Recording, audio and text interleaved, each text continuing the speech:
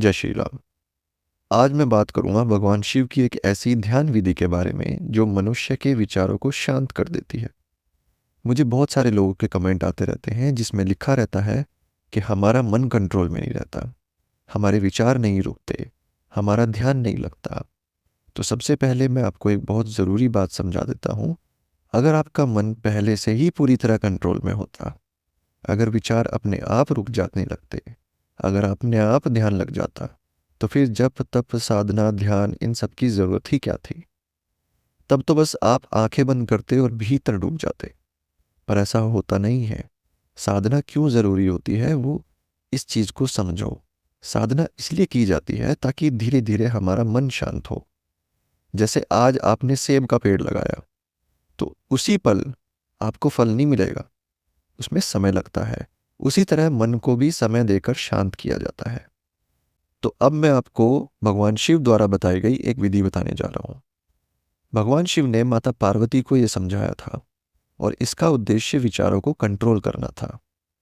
सबसे पहले भगवान शिव कहते हैं कि मन नाम की कोई अलग चीज होती ही नहीं है। अब जरा ध्यान से समझिएगा। जब हम कहते हैं मुझे चाय पीने का मन कर रहा है, मुझे आइसक्रीम खाने का मन कर रहा है, तो असल में हो क्या रहा है? ये एक इच्छा उठी, हमने उस इच्छा को नाम दे दिया मन। बस यही मन है। मन कोई अलग वस्तु नहीं होती, ये केवल विचारों का एक समूह होता है। भगवान शिव कहते हैं कि जिस दिन आप ये समझ गए कि मन नाम की कोई वस्तु है ही नहीं, उसी दिन आपका मन आधा प्रभाव जो है उसका आपके ऊपर से खत्म हो जाएगा। लेकिन ध्यान रहे, सुन लेना और समझ जाना ये दो अलग बातें होती हैं। अब आते हैं मुख्य विधि पर। हमारे सिर के ऊपर सबसे ऊपर जो है एक स्थान होता है जहां पहले लोग चोटी रखते थे। इसको कहते हैं ब्रह्मरंध्र या फिर सहस्त्रार चक्र भी कह सकते हैं आप। यहाँ सातवां चक्र होता है। यही स्थान आत्मा का निवास स्थान माना गया है। अब ध्यान से सुनिए। जब भी आपके मन में कोई विचार आए, कोई इच्छा आए, कोई डर हो, कोई पुरानी याद समा जाए, तो बस इतना करें। अपने भीतर आपको कहना है मन नाम की कोई चीज नहीं है। और फिर महसूस करें कि मैं अभी अपने मन से नहीं, अपनी आत्मा से बात कर रहा हूं और मेरी आत्मा मेरे सिर के ऊपर ब्रह्मांड में स्थित है। शुरुआत में विचार तुरंत खत्म नहीं होंगे क्योंकि ये जन्मों जन्मों का अभ्यास है। पर जैसे जैसे आप बार बार ध्यान को सहस्त्रार चक्र की ओर ले जाएंगे ना, तो वैसे वैसे विचारों की गति धीमे होने लगती है। एक बहुत बड़ा नियम है कि जहां भी आपका ध्यान जाता है, आपकी ऊर्जा वहीं चली जाती है। जब आप बार बार शरीर के किसी भी हिस्से पर अपना ध्यान लगाओगे तो आपकी ऊर्जा वहीं चली जाएगी।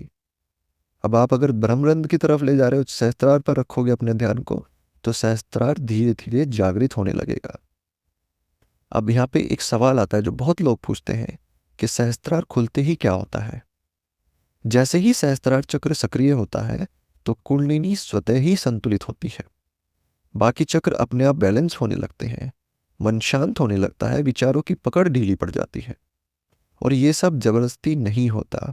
आप कुंडलिनी जगाने बैठे हो, चक्र जबरदस्ती खोलने बैठे हो, तो उल्टा आप पर नेगेटिव इफेक्ट पड़ने लगता है।